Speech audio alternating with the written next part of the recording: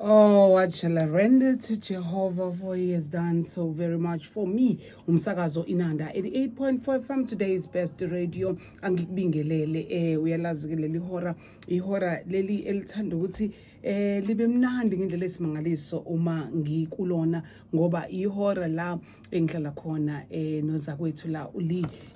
isikhathi kungu 15 minutes past 10 o'clock sithi ngaye konke kuyenzeka. Now ngifuna ukukhuluma ngiphinde futhi ngikuvezele nawe oqalayo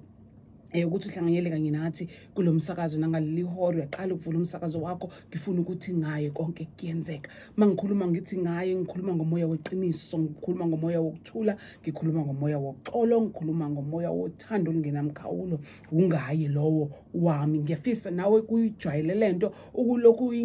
uyingenisa kuwena ubona ukuthi angeke yini yakulekelela kule part ethi ngaye konke kuyenzeka, ngoba masithi ngaye umoya weqiniso konke kuyenzeka, ngoba ayikho into oba nenkinga yayo, ayikho into ozoba nehibe ngayo ngoba wena ukhuluma iqiniso all the time. Mangithi ngaye umoya woxolo konke kuyenzeka, ayikho into ezoba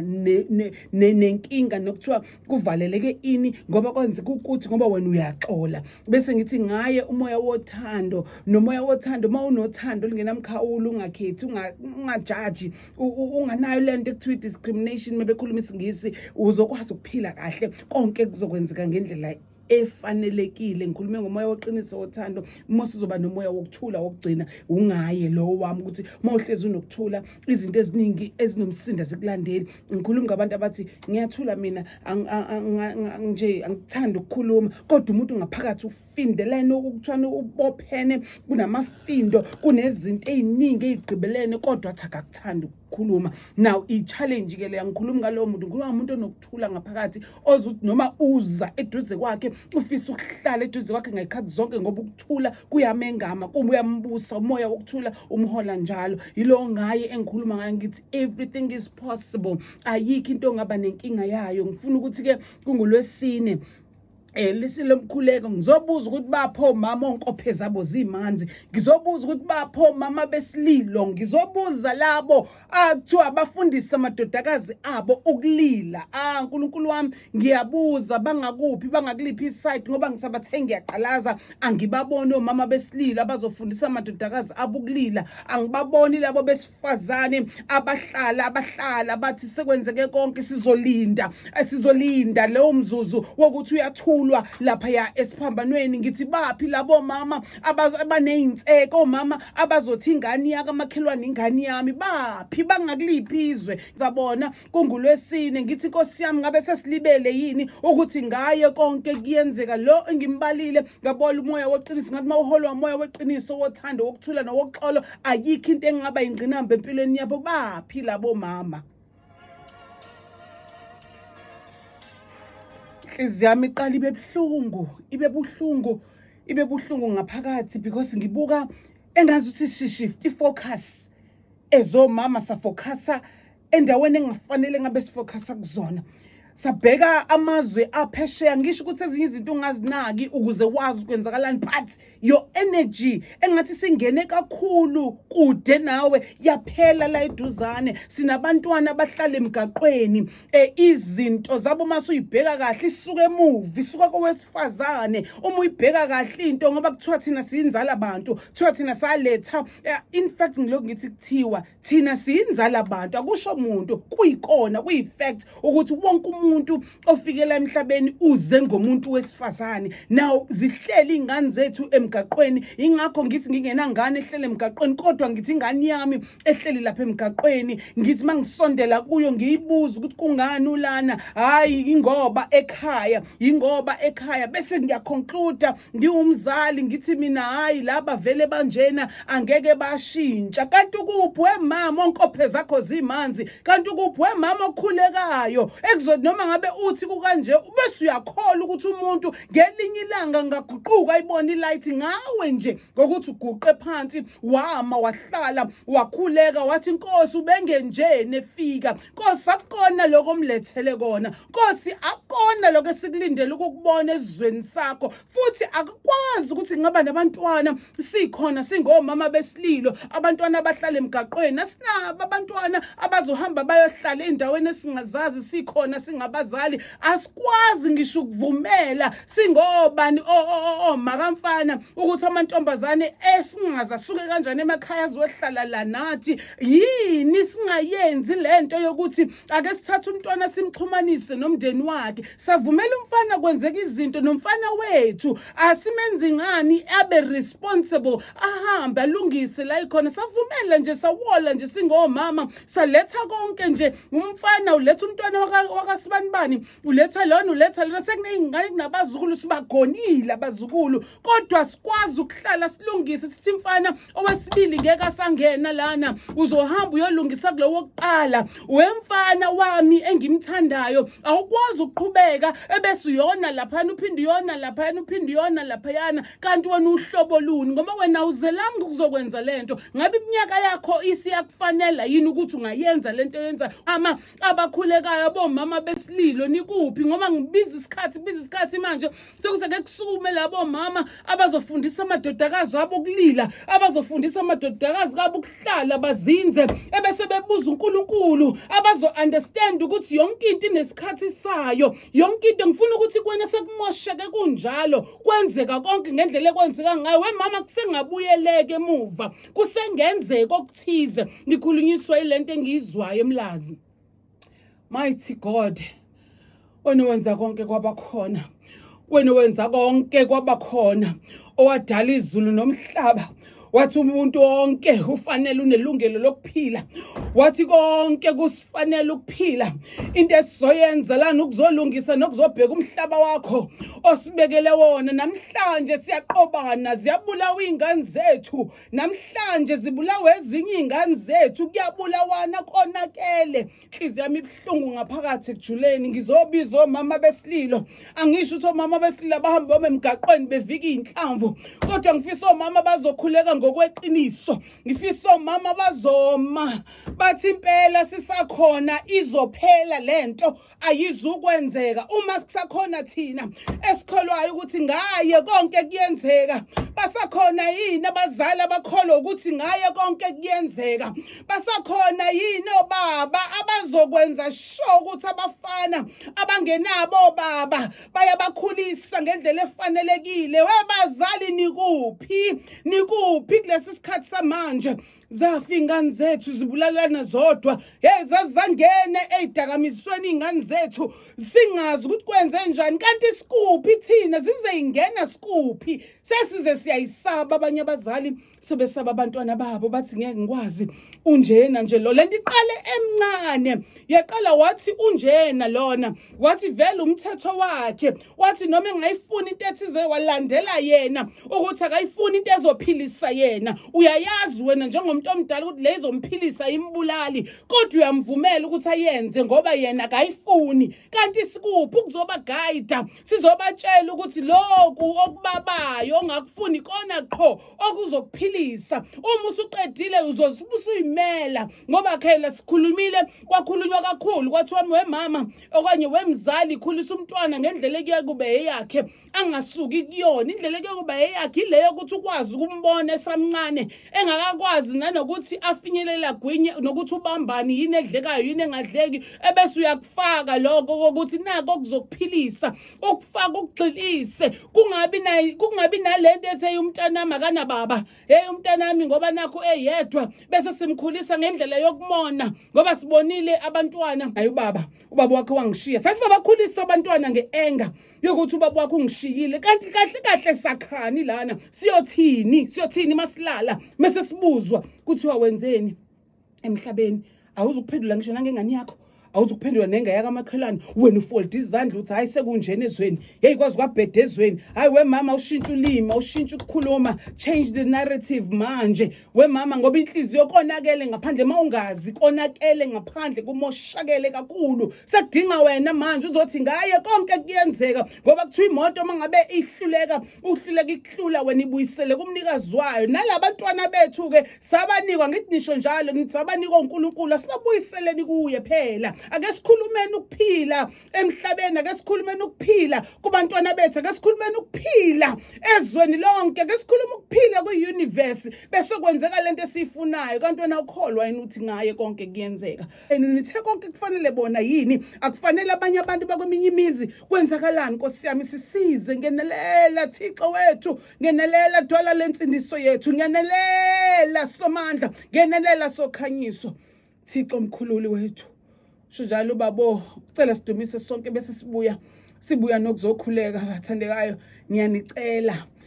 langa leli lomkhuleko ngiyanicela bazalwane ngingasabiza omama besililo kuphela ngibiza nani wemadoda athenjiwe inkosi wemadoda athenjiwe aphethe iside wemadoda anikezwe iside uthi azotshala kanti nitshala bese ningabe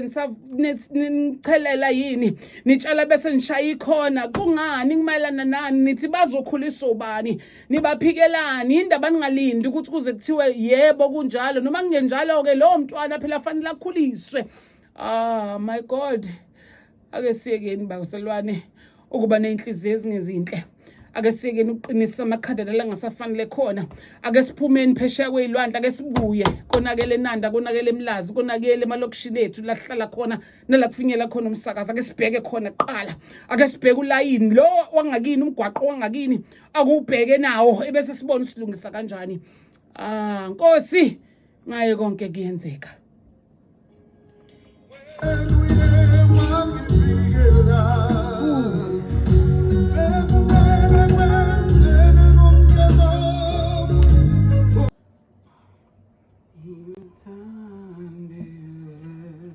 Oh yes nginguthandiwe thina kwaKazungu umanzini hamashe nginguthandiwe 11 o'clock sesibuye sithi ngaye konke kuyenzeka mawusanda kuvulela umsakazo wakho Indlovukazi Mapule ngihleli noli ulindani lawa kaNgwane sizothi ngaye konke kuyenzeka Nkosi yami sizothi bapho mama mawungavulelanga ngale uyaqala ngqa ukuthi uzwe leli phimbo bengibuza nje indaba yomama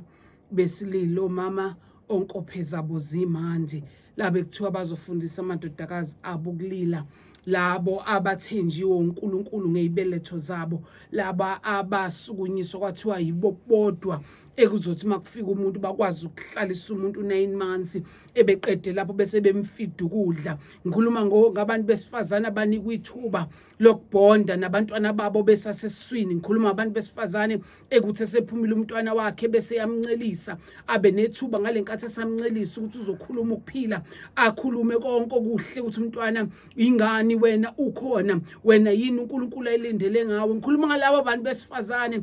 Nkosi yami uNkulunkulu abathembe ngendlela esimangaliso ngithi bakuphi nikuphi abantu besifazane ngiphinde ngibuze nalaba ke ebesilisa abanikezwe isidi ukuthi bona bayitshaleke bese kuba khona iqhama ezinhle ebese kwenzeka lento ukuthi sifanele vele ukuzalana sande ukuze umhlaba ukwazi ukunakekeleka ngoba abanye bayahamba bagule kuphela isikhathi abanye bayahamba baguge kuphela amandla kodwa kudingeka abasha abazoqala futhi baphinde bawunakekele umhlaba banakekele umhlaba lo esibekwe kuwe ingakho kuthiwa azizalane sande ukuze kungapheli okusemhlabeni sonke siyadinga ukusekana siyadinga ukushokana ukuze lento kaNkulunkulu yaziwe ukuze abonakala uNkulunkulu ufanele abonakale kithi amandla wasinika wonke wathi wena uzobusa phezukwayo yonke into unamandla wena unayo neauthority ngibuza ukuthi njengamanje sinalawo mandla asephelelepi bangabaphelile yindaba ungakuhlale back uyebuyele emuva wenze introspection ukuthi konje mina ngezikhathi zami ngiyathanda lamazwi ngoba siyesikhulume abantu abadala bathi hey waguga ngey'khathi zami kwakunjena ngibuza ukuthi ngalezo y'khathi zakho bayazazi abantwana basele ngemuva ukuze bazi fanele baqhubeke benze njani ukuze baphila ngey'khathi zakho wena uthi wawujima ukarati bapho bashiyile abajima ukarati ukuthi ngey'khathi zakho wena wawugijima udlala i-netball wawugijima wena wenza izinto nama-trophy wena bekiwe baphi abazosala balandele bagcine ilegesi yakho abazothi mhla sekubefika nabo sebebuzwa bathi impela bakwenzile ngenxa yokuthi wena ubenzisile lokho ekufanele bakwenze ngabe ushiye kanjalo yini ngizokubuyisela namhlanje ngizocela ngizokuncenga wemzali ngizokuncengisisa ngizothi impela ake sibuyele kulezi ayikhathi zakho ngoba usakwazi ukusho ukuthi ngeyikhathi zakho kushuthi usanayo ivoice ngoba usakwazi ukusho lokho kushuthi usaphila inyama isahlangene nomphefumulo ngoba usakwazi nokusho lokho kusho ukuthi ukhathazekile ngesimo sibona nayo la ngaphandle ngizokucela ukuthi kulelo thuba nalowo mzuzu osanikezwe wona kushiye phela akubaxoxele noma ubathatha isipeni nephepha babhale phansi ukuze lento izokwazi ukusala isalela izizukulwane ngiyazi ukuthi sebephithizele kakhulu uzobuza ukuthi Indlovukazi ngizobathathaphi ngoba sebephumile nalapho silungisa leyo ndaba phela baze baphuma ngoba vela yikho into enixoxayo endlini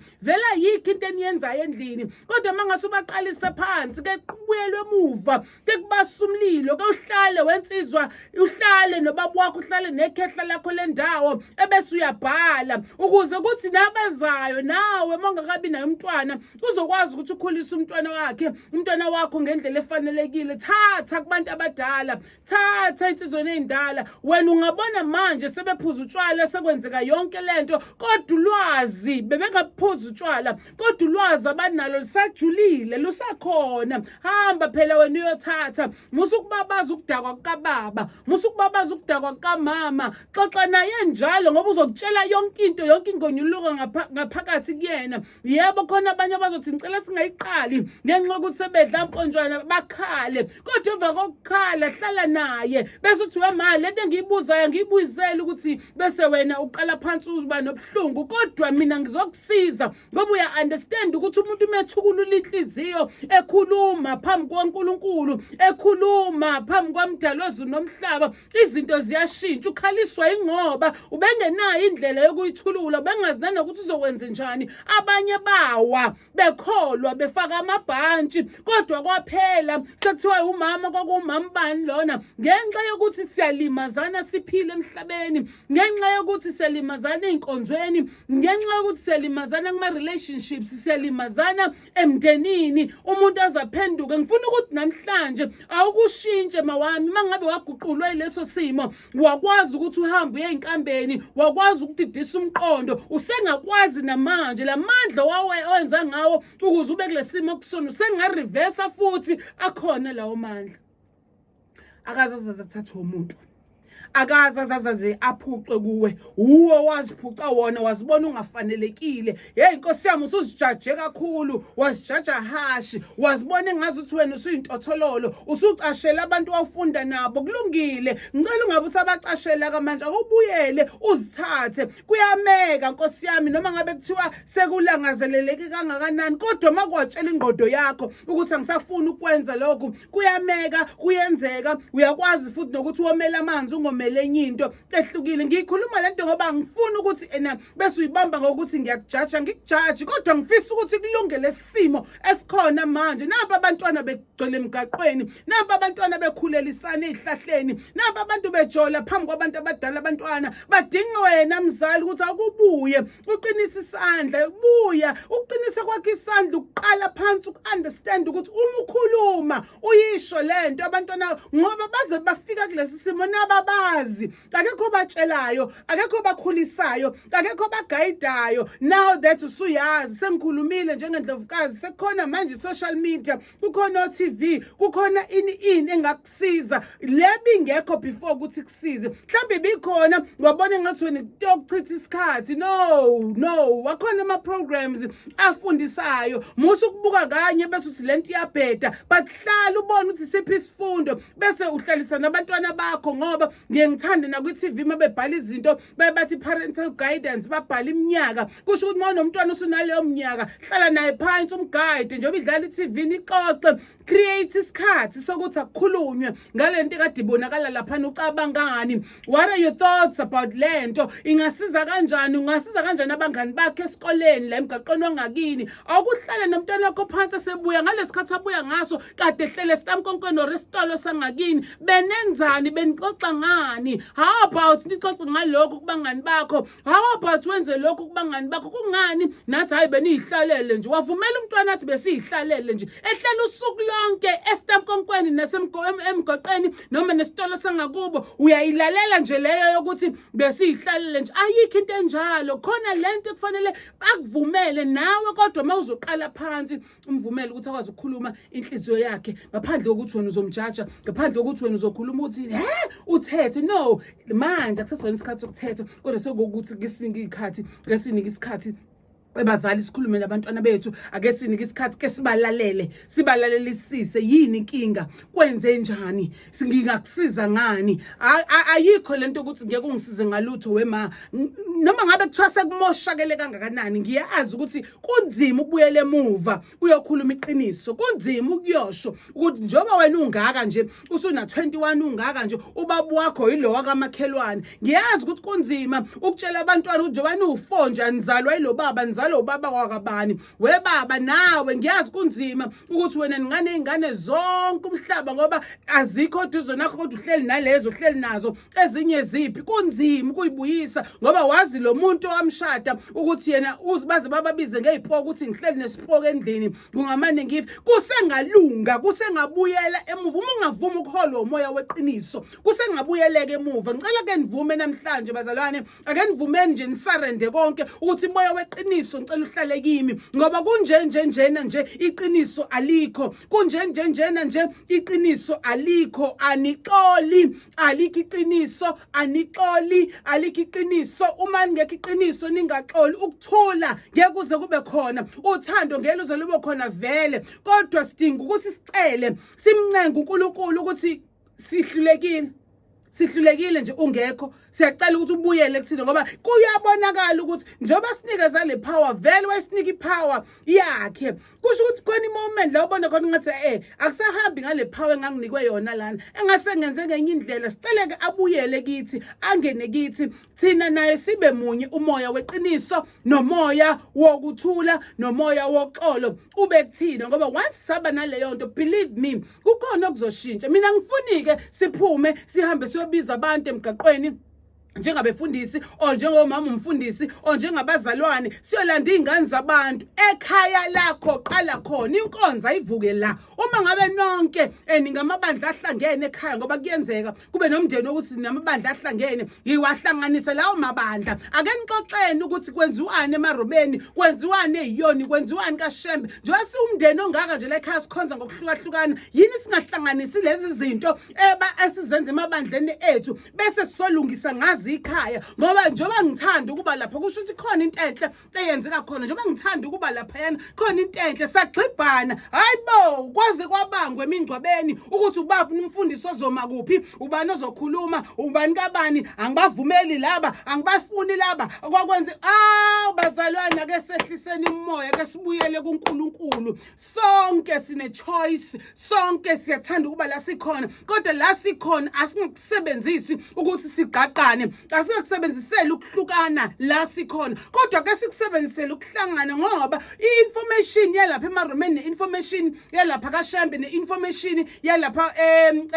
Luthela neyase Victory Ministries neyase ECC uma sizoyiqoqa ndawonye njengomndeni sizobuya sihlale la sizokhuluma ukuthi okay njengoba ulapha yini oyifundayo wena mangabe usamncane umntwana akekho nawe yini oyifundayo yini nje bese nekumthetho wasekhaya okuyiwona uzosilekelela ekhaya ukuthi okay noma ngabe uyabuya ngale kodwa la ekhaya hey Nkosi sami ngoba ikindawo engenakhaya engenamthetho wayo la ekhaya njengoba sikhuluma nje ukuthi sise South Africa mangathi uhambe uye Ukraine nakhona kunomthetho wakhona hambe eRussia nakhona kunomthetho wakhona iSouth Africa inomthetho wakhona nakhona imithetho ibekiwe uma uphula nakhona kunama consequences ake sibuyeleni kuleyo nto bafethu ake sibuyeleni lento ukuthi umthetho wala ekhaya uthi 1 2 3 4 ubekwe for everybody to understand nabazalayo bafunzwe ngalomthetho wala ekhaya and umthetho awuhambi wodwa uhamba nokuthi mawuphulile kwenzekalani so that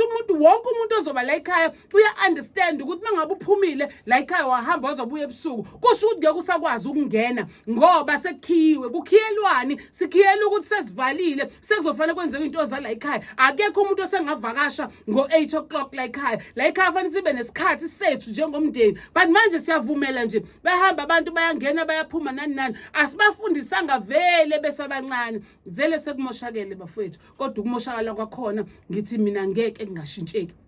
sengabuyeleke emuva sisengalungisa mangabe uyazi wona ubudlelwane nomntwana wakho ngiyacela siqaleni phansi bafowethu mangabe uyazi ukuthi wona ubudlelwane noma wakho ngiyacela siqale phansi bafowethu mangabe unawo ubudlelwane nobani obuhle ngiyacela ke siqale phansi ke sibuyisane neni bakithi ake sicele nje namhlanje ke sikhulekele umoya weqiniso ukuthi mawusilonde njalo mawuhambe nathi njalo ake sikhulekele umoya woxolo ukuthi awuhambe nathi njalo uzobona izinto zakho zizovuleka nalapho wena ngisho sebengasekho abazali babambela amagqubu namanje abasekho sebashona bonke kodwa usadina ukuthi uma wakho wenza ukuthi ngalesa sikhathi umdinele akekho awukwazi nanokuthi uzokhuluma naye yazika ukuthi njoba esekwe likamoya naye nawe ubhinda ngala ebhinda naye ngale konke kuyamoshakala kanti manje bese kufanele kuthelelana amanzi kudlule yonke lento ungadinwa into ngo1956 ngo2021 ngiyohlezi ngisho lento ukuthi into ya1956 ya1956 asidluleni ukudlula kwethu akusho sidlula bese siyakhohlwa kodwa sesidlula sesiyazi sesifundile ukuthi akungasiphindi kodwa kusalayo sizokwenza kanje nanku okusha namhlanje biza umoya weqiniso biza umoya woxolo ungene ekhaya lakho awukuthi mabe kufanele ufast 40 days please do just for ukuthi nje kube khona umoya woxolo ekhaya kube nomoya weqiniso ekhaya ngoba malingekho iqiniso uthando ngelibe khona kanye nokuthula ngeke kuze kube khona ngithi ayizwa lana ngiyacela ke mkhosi akungisize ngaleyo party nje namhlanje ngifisa ukuthi engathi bengabincipha izinto ezenzakala through this ngoba mesihlangene besisokhuleka ndawonye kodwa sisiqale thina individually sawubiza umoya woxolo noweqiniso ukuthi ube ekhaya ukuze kube khona ukuthula ube kuthula nothando kufanele thina kuqala ekhaya saqala endlini yasekhaya emgaqweni wasengisekhaya kuzokapaka leyo nto naka amakhelwane ukuthi wayengithakatha wayengangithakatha kwakunjani kuzophela kuzodlula sizodlulisana sizokhuluma ngoba into mawugqibelena ngaphakathi iba iyagcwala mayisigcwele yabo buka iglass nje mothela amanzi kuyona hamba igcwala mase iyaqapaka bese kapakile akubi clean la ikapakela khona kuyangcola abeli kuba namanzi and indawo enamanzi akuyona indawo fanele beka namanzi leyo so that is why fanele uyigade lezo zinto ukuthi akungachitheki kuze kuchitheke lamanzi abese ephinde eyamosha kakhulu kunaqala qala wena qala manje as an individual ungilalele hamba uyiselente ekhaya siyomcela umoya weqiniso siyomcela umoya woxolo ukuthi ube kanye nathi sihole njalo ebese siqhubeka ke spread lento emakhanseleni ethu spread lento enkonzweni zethu spread ngoba inkonzo nenkonzo yakhiwe wena lunga lasekhaya lunga lomphakathi silungiseni kwalunga emakhaya kwalunga wena ongilalele ebandleni lakho kuzoshintsha kube ilento ekufanele ngabe kuba yiyona yokuthi lapha ya abantu abaphume bephilile abantu abaphume bekwazi ukwenza izinto ezihlukile abantu abakwazi ukuthi bagonane batshelane bakhumbuzane uthando likaNkulunkulu likamnini mandla wonke umdalo ezinomhlaba thula makube kuwena thula makube kuwena after 11 o'clock sizoza ukukhuluma kaNkulunkulu ngosiphumelelo kaMbaba namhlanje bengizothi nje ngaye kuyenzeka ngikubuyisela lapho ayibonge inkosi Doni uthi igama lethi Jesu